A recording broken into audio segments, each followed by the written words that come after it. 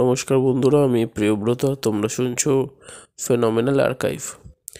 তো হয়তো গলাটা শুনেই বুঝতে পারছো গলার অবস্থা খুবই খারাপ, কিন্তু যাই হয়ে যাক না কেন, তোমাদের প্রত্যেক রবিবার ঠিক বিকেল 5টায় একটা গল্পের যে দাবিটা আছে সেটা আমি পূরণ করবই, যে করে হোক। তো আজকে আমি গল্প পাঠ করতে পারছি না, যেহেতু আমার গলার অবস্থা খুব খারাপ। তাই আমার স্কুলের বন্ধু অরিন্দম মান্না আজকে তোমাদের জন্য গল্প পাঠ করবে। অরিন্দমের গল্প তোমরা এর আগেও শুনেছ। বন্দি এবং ধূসর ছায়ায় অন্ধকার, এই দুটো গল্প ও পাঠ করেছে, আর তোমাদের খুব পজিটিভ রেসপন্স আমি পেয়েছি। তো সেক্ষেত্রে আজকের গল্পটা ও পাঠ করছে। গল্পটা লিখেছে আমি, প্রিয়ব্রত মুখার্জি। তো আর একটু সময় ব্যয় না করে শুরু হচ্ছে আজকের গল্প, প্রিয়ব্রত মুখার্জির লেখা আতঙ্ক। Over to you Arindam.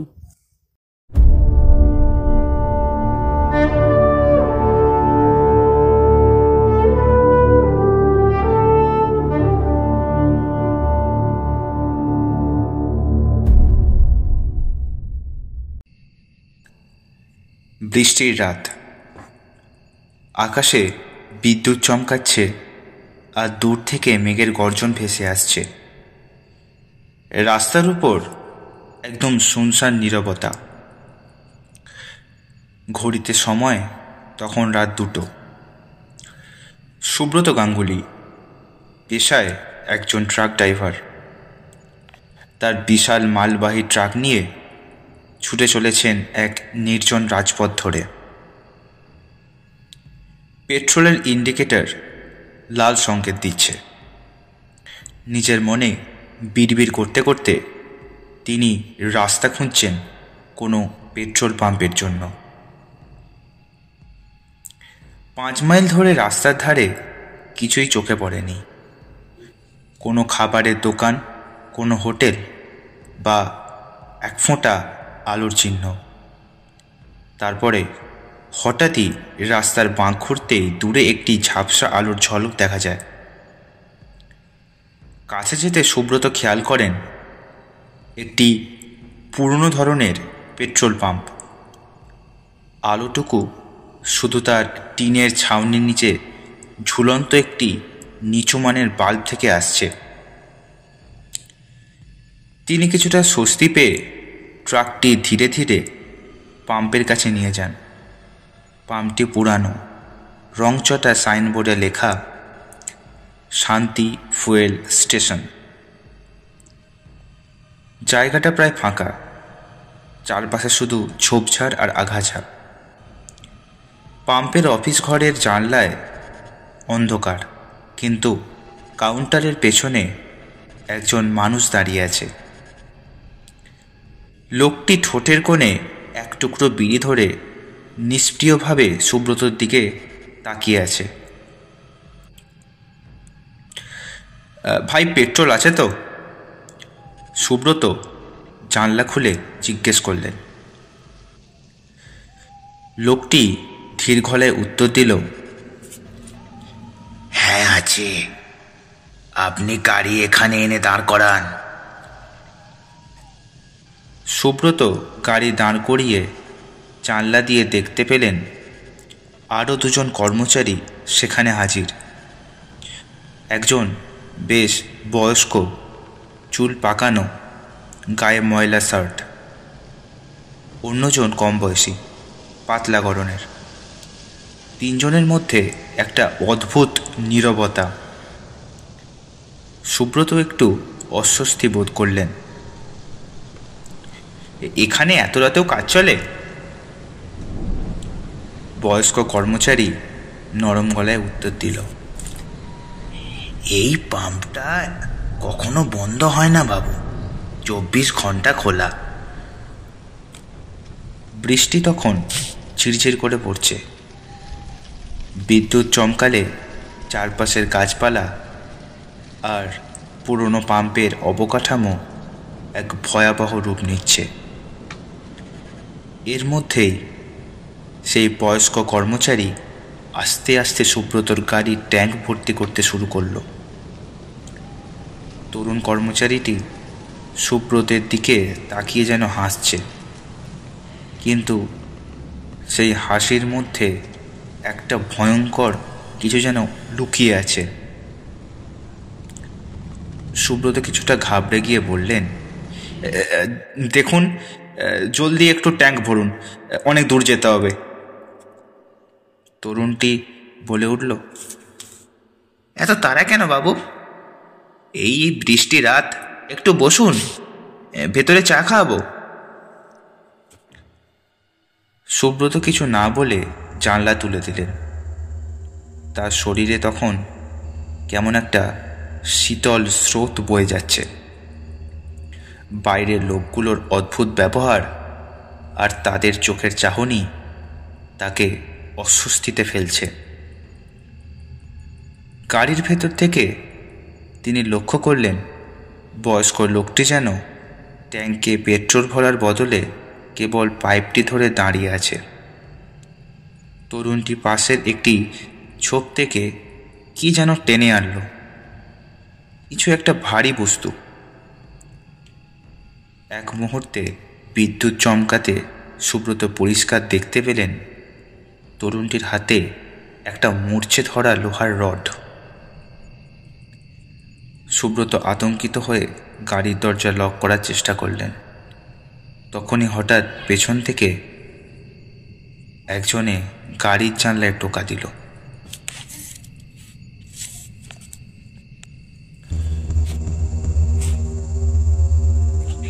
ভাই, এমন ভয় করছেন কেন?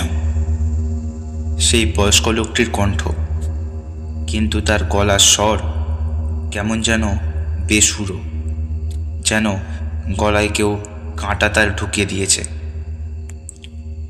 সুব্রত বুঝতে পারলেন কিছু একটা গুরুতর ভুল হচ্ছে। তিনি ইঞ্জিন চালু করার চেষ্টা করলেন, কিন্তু ইঞ্জিন স্টার্ট হচ্ছে না। বাইরের কর্মচারীরা ধীরে ধীরে তার গাড়ির চারপাশ ঘিরে আসছে। তাদের চোখ যেন অন্ধকারে লাল হয়ে জ্বলছে। তরুণটির সামনে এসে বলল, আমাদের পেট্রোল পাম্পে এসে কেউ এত তাড়াহুড়ো করে না বাবু, আপনি আমাদের সাথেই থাকুন। আকাশে বজ্রপাতের সঙ্গে সঙ্গে একটি ভয়ঙ্কর চিৎকার শোনা গেল। সুব্রত জানলা দিয়ে তাকিয়ে দেখলেন লোকগুলো আর মানুষের মতো দেখাচ্ছে না। তাদের চেহারা বিকৃত, চোখে গভীর গর্ত আর দাঁতগুলো ধারালো। তাদের পুরো শরীর থেকে কেমন যেন জ্বলন্ত পেট্রোলের গন্ধ আসছে। সুব্রত আর চিৎকার করতে পারলেন না। বাইরে চারজন তাকে গাড়ির বাইরে টেনে বের করার চেষ্টা করছে। তিনি মরিয়া হয়ে দরজার হাতল ধরে রাখলেন। ঠিক তখনই একটি অদ্ভুত ঘটনা ঘটল। পেট্রোল পাম্পের লাইট হঠাৎ করেই নিভে গেল। চারপাশ অন্ধকারে ঢেকে গেল, কিন্তু সেই চারটি ছায়ামূর্তি অন্ধকারেও স্পষ্ট দেখা যাচ্ছে। সুব্রত চিৎকার করে উঠলেন, কে আছো? বাঁচাও! কিন্তু কেউ নেই, শুধু সেই বিকৃত চেহারার লোকগুলো আর তাদের অশুভ হাসি। পরদিন সকালে স্থানীয় এক পথচারী সেই রাস্তা দিয়ে যাওয়ার সময় একটি ফাঁকা ট্রাক দেখতে পেল। পেট্রোল পাম্পের কোনো চিহ্ন নেই, রাস্তার পাশে শুধু ট্রাকটি দাঁড়িয়ে আছে। চালকের কোনো পাত্তা নেই। গল্পের শেষ না, এটি ছিল শুধু শুরু। শান্তি ফুয়েল স্টেশনের রহস্য গভীর, আর এর ইতিহাসও আরও ভয়ঙ্কর। সুব্রত কি বেঁচে থাকবে, নাকি সে হারিয়ে গেছে এই পাম্পের অশুভ প্রেতাত্মাদের চক্রে?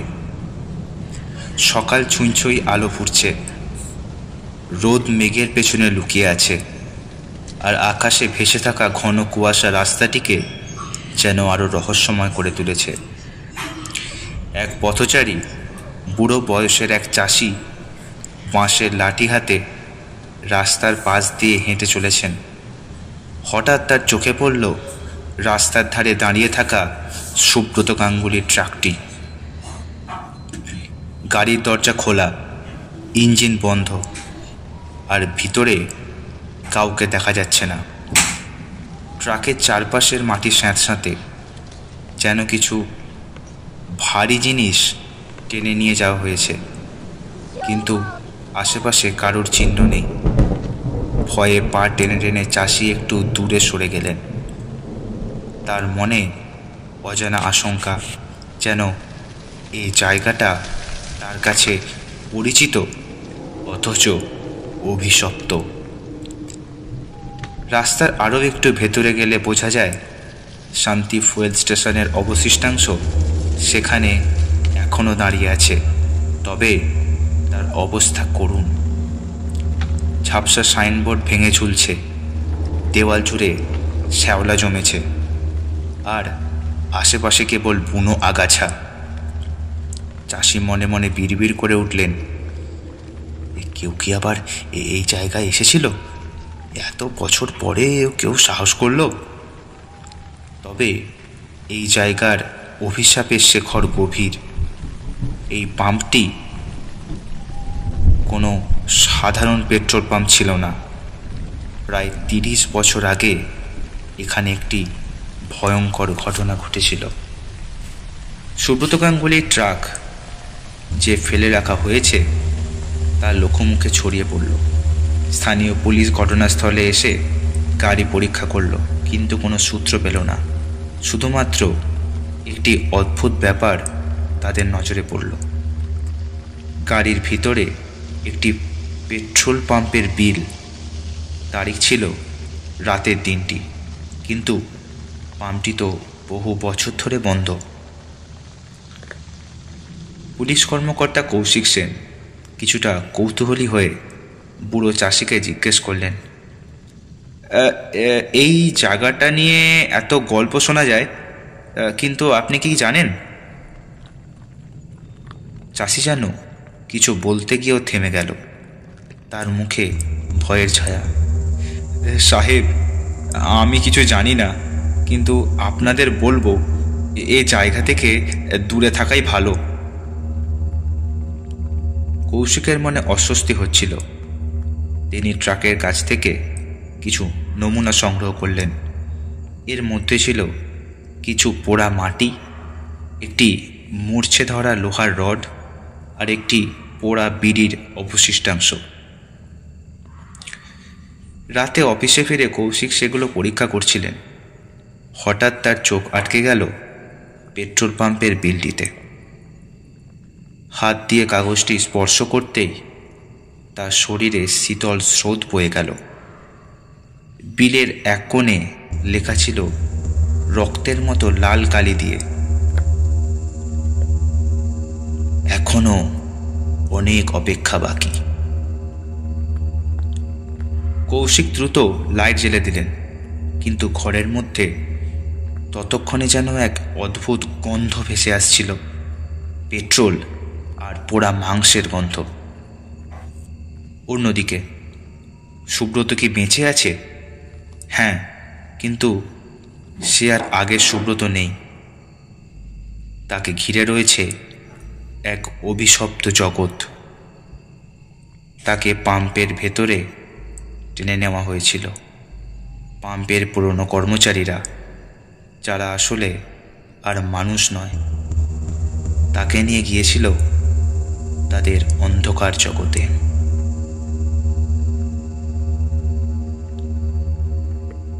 আমাদের মুক্তি দাও, একটি বিকৃত গলা তার কানে ফিসফিস করছিল। তুমি যদি এখানে চলে এসেছো, তবে আমাদের সাহায্য করতেই হবে। আমরা আর এই বন্দিদশা সহ্য করতে পারছি না। সুব্রত অন্ধকারে কিছু দেখতে পাচ্ছিল না। তার মনে হচ্ছিল কেউ তার শরীরের ওপর দিয়ে হাত বুলিয়ে যাচ্ছে। কেউ একজন চিৎকার করে উঠল, আমাদের রক্ত দিয়ে এই পাম্প চালু করা হয়েছিল।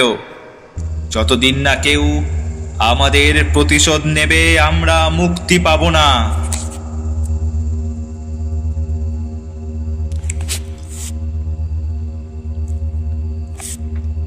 সুব্রত বুঝতে পারল এই পাম্পটি অভিশপ্ত এবং তার থেকে মুক্তি পাওয়া অসম্ভব। এই অভিশাপের শেষ কোথায়? কে এই পাম্পের রহস্য উন্মোচন করবে? সুব্রত কি তার কোনোদিন পৃথিবীর আলো দেখতে পাবে, নাকি পাম্পের অশুভ প্রেতাত্মাদের চক্রে বন্দী থাকবে চিরকাল? রাত যত গভীর হচ্ছে ততই অন্ধকার যেন আরো গাঢ় ও রুদ্ধশ্বাস হয়ে উঠছে। হিমেল বাতাস বয়ে আসছে পেট্রোল পাম্পের ধ্বংসস্তূপের দিক থেকে, যার প্রতিটি কোণায় লুকিয়ে আছে ভয়ঙ্কর অতীতের বিষ। পাম্পের চারপাশের ঝোপঝাড় থেকে শোনা যাচ্ছে পোকামাকড়ের একটানা ডাক, যা পরিবেশকে আরো ভৌতিক করে তুলেছে। আর এর মধ্যেই সুব্রত গাঙ্গুলির আত্মার আর্তনাদ যেন বাতাসে মিশে গিয়েছে, কিন্তু তাকেও শুনতে পাচ্ছে না। সুব্রত তখন এক ভয়াবহ দুঃস্বপ্নের ভেতরে বন্দী। তিনি মনে করতে পারছেন না ঠিক কতক্ষণ ধরে তিনি এই অন্ধকারে পড়ে আছেন। চারপাশে কেবল একটা গভীর অস্বাভাবিক নীরবতা, কোনো আলো নেই, শুধু মাঝে মধ্যে একটা ঠান্ডা হাওয়ার ঝাপটা এসে তার শরীরের প্রতিটি কোষে শীতল স্রোত বইয়ে দেয়। তাকে পেট্রোল পাম্পের ধ্বংসস্তূপের মধ্যে একটি ভাঙা ঘরে নিয়ে আসা হয়েছে। ঘরের ভেতরে অদ্ভুত এক ঘ্রাণ, পোড়া মাংস, পেট্রোল আর নোনা ধরা রক্তের গন্ধ যেন মিশে এক অদ্ভুত বন্ধ পরিবেশ তৈরি করেছে। ঘরের দেওয়ালগুলো কালো হয়ে গিয়েছে পুরনো ধোঁয়ার দাগে, আর কোথাও কোথাও লালচে দাগ, যা রক্ত বলেই মনে হয়। সুব্রত চোখ মেলে দেখলেন চারপাশে ছায়ামূর্তির মতো কিছু দাঁড়িয়ে আছে। তারা পুরোপুরি মানুষ নয়, তাদের চেহারা বিকৃত, চোয়াল থেকে চামড়া খসে পড়ছে, আর চোখের জায়গায় যেন গভীর শূন্য গর্ত। কিন্তু তবু তাদের থেকে এক অভাবনীয় শক্তি বেরোচ্ছে, যেন তারা অন্য জগতের কোনো শক্তির দ্বারা পরিচালিত। একজন এগিয়ে এলো। তার শরীরটা আগুনে পোড়া, মুখে এক টুকরো ভ্রুকুঞ্চিত হাসি, যেন দীর্ঘ অপেক্ষার পর সুব্রতকে পেয়ে তারা প্রতিশোধ নেওয়ার সময় এসেছে। তুমি জানো এখানে কেন এসেছো? ছায়ামূর্তির গভীর কণ্ঠে বলল। আমাকে ছেড়ে দিন, আমি ভুল করে এখানে এসে গিয়েছিলাম। সুব্রত কাঁপা কাঁপা গলায় বললেন। তার গলা শুকিয়ে কাঠ হয়ে গিয়েছে। মূর্তিটি হেসে উঠল, কিন্তু সেই হাসিতে কোনো মানবিকতা ছিল না। ভুল? এখানে ভুল করে কেউ আসে না।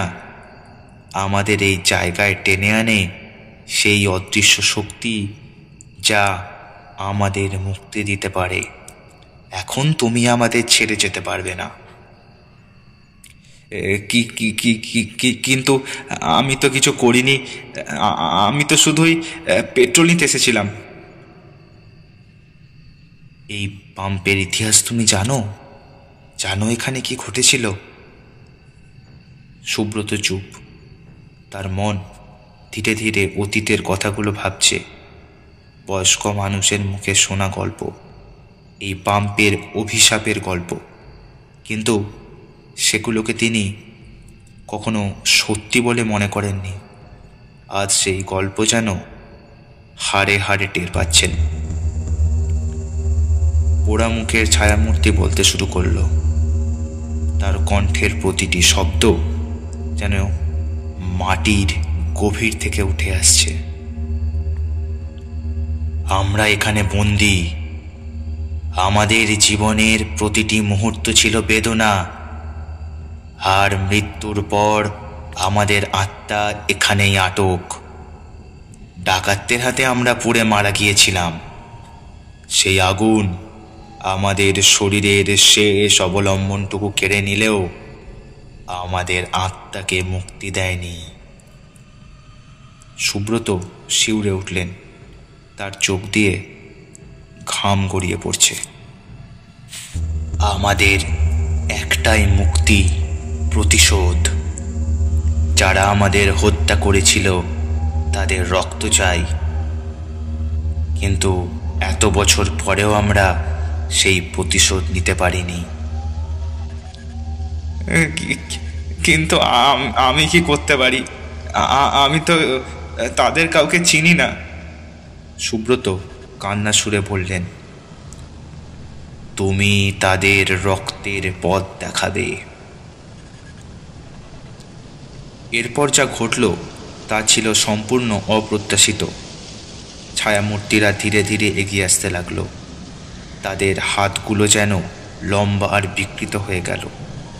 তাদের প্রতিটি আঙুল সুব্রতের শরীর স্পর্শ করতেই এক অদ্ভুত যন্ত্রণা শুরু করলো।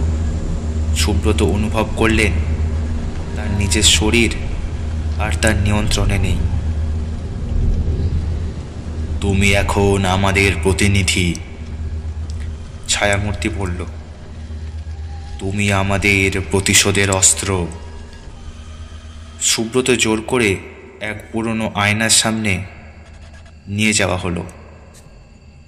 সেই আয়নায় তার নিজের প্রতিবিম্ব দেখে তিনি চিৎকার করে উঠলেন। সেখানে আর স্বাভাবিক চেহারা নেই, বরং তার মুখ বিকৃত হয়ে গিয়েছে। চোখে লাল আলো, চামড়া ধূসর।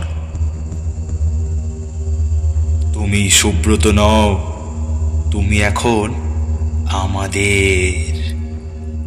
অন্যদিকে পুলিশ কর্মকর্তা কৌশিক সেন আর তার দল ঘটনাস্থলে তদন্ত চালাচ্ছিল। পাম্পের ধ্বংসস্তূপ ঘুরে তারা অদ্ভুত কিছু খুঁজে পেল।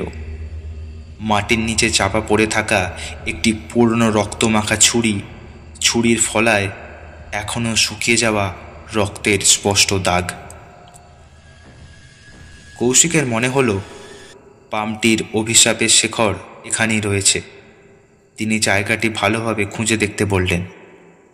এমন সময় তার এক সহকারী চিৎকার করে উঠল, স্যার, এখানে একটা পোড়া কঙ্কাল পাওয়া গেছে। মাটি খুঁড়তেই দেখা গেল সেখান থেকে একের পর এক পোড়া হাড় বেরিয়ে আসছে, যেন এই জায়গা ছিল কোনো গণকবর। কৌশিকের মনে সন্দেহ হলো,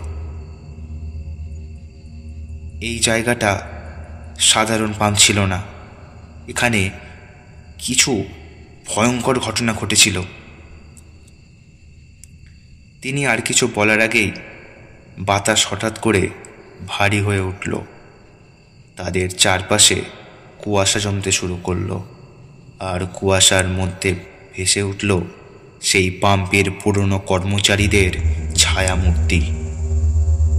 কেউ একজন কুয়াশার মধ্য থেকে বলল, তোমরা এখানে থাকতে পারবে না, চলে যাও, নইলে তোমাদেরও মুক্তি থাকবে না।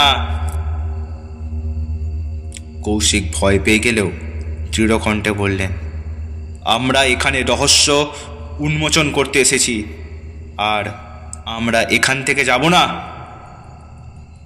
কুয়াশার মধ্যে একটি বিকৃত মুখ ভেসে উঠল, তাহলে তুমি আমাদের শিকার। এই মুহূর্তে সুব্রত কিভাবে তার আত্মাকে রক্ষা করবে? কৌশিক কি পেট্রোল পাম্পের অভিশাপকে চিরতরে ধ্বংস করতে পারবে, নাকি এই রহস্যময় রাত আরও ভয়ঙ্কর মোড় নেবে? রাত তার গভীরতায় মিশে গেছে। আকাশ কালো মেঘে ঢাকা। তারারা যেন ভয় পেয়ে আড়াল নিয়েছে। সেই নির্জন রাস্তা, সেই পেট্রোল পাম্প, সব কিছুই যেন এক অনন্ত অভিশাপের স্মৃতি বহন করছে। তবে এই রাতের ঘটনা এগোচ্ছে তার চূড়ান্ত পরিণতির দিকে। সুব্রত, পুলিশ কর্মকর্তা কৌশিক সেন আর পাম্পের অভিশপ্ত আত্মাদের ভাগ্য নির্ধারণ হবে আজ।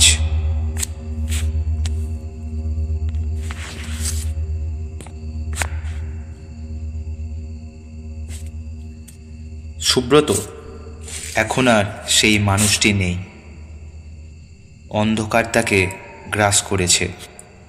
তার চেহারা বিকৃত আর মন বিষাক্ত। অভিশপ্ত আত্মারা তাকে তাদের নিয়ন্ত্রণে নিয়ে এক শিকারী বানিয়ে তুলেছে। তার হাত পা ভারী, মাথা জ্বলছে পেট্রোলের ধোঁয়ায়। তুমি আমাদের প্রতিশোধের অস্ত্র, বিকৃত ছায়াগুলোর একজন বলল। তোমার হাত দিয়ে আমরা আমাদের হত্যাকারীদের শেষ করব। সুব্রত কিছু বলতে চাইল, কিন্তু তার গলা দিয়ে কোনো শব্দ বেরোলো না। সে বুঝতে পারল তার নিজের দেহ এখন তার শত্রু, আর শরীর আর তার ইচ্ছার অধীন নেই। অন্যদিকে কৌশিক সেন তার সহকারীদের নিয়ে পেট্রোল পাম্পের অভিশাপের শেকড় খুঁজতে লাগলেন। পাম্পের ভগ্নস্তূপ আর তার নিচে গোপন অংশগুলো খুঁড়তে গিয়ে তিনি এমন কিছু আবিষ্কার করলেন যা তার বিশ্বাসকে নাড়িয়ে দিল। একটি লোহার সিন্দুক বের করা হলো, যা মরচে ধরা থাকলেও তাতে ছিল পেট্রোল পাম্পের আসল মালিক বিদেশ্বর দত্তের ডায়েরি। কৌশিক ডায়েরির পাতা উল্টে দেখতে পেলেন একের পর এক মর্মান্তিক বিবরণ। আজ রাতে পাম্পে ডাকাতদের আক্রমণ হবে, এ খবর আগেই পেয়েছিলাম, কিন্তু পালাবার পথ নেই। আমি আর আমার ছেলেরা এখানেই লড়াই করব। যদি আমরা মরেও যাই তবে প্রতিশোধ নেওয়াই হবেই। এই জায়গার প্রতিটি ধূলিকণার আমাদের রক্ত মিশে থাকবে। যারা আমাদের শেষ করবে তাদের রক্ত ছাড়া আমরা শান্তি পাব না। ডায়েরির শেষ পাতায় লেখা ছিল এক অদ্ভুত অভিশাপ। বীরেশ্বর তার রক্ত দিয়ে সেই অভিশাপ লিখেছিলেন, আর তা ছিল ডাকাতদের চিরতরে ধ্বংস করার জন্য। কিন্তু ভুলবশত সেই অভিশাপ তাদের আত্মাকেও মুক্তি দেয়নি।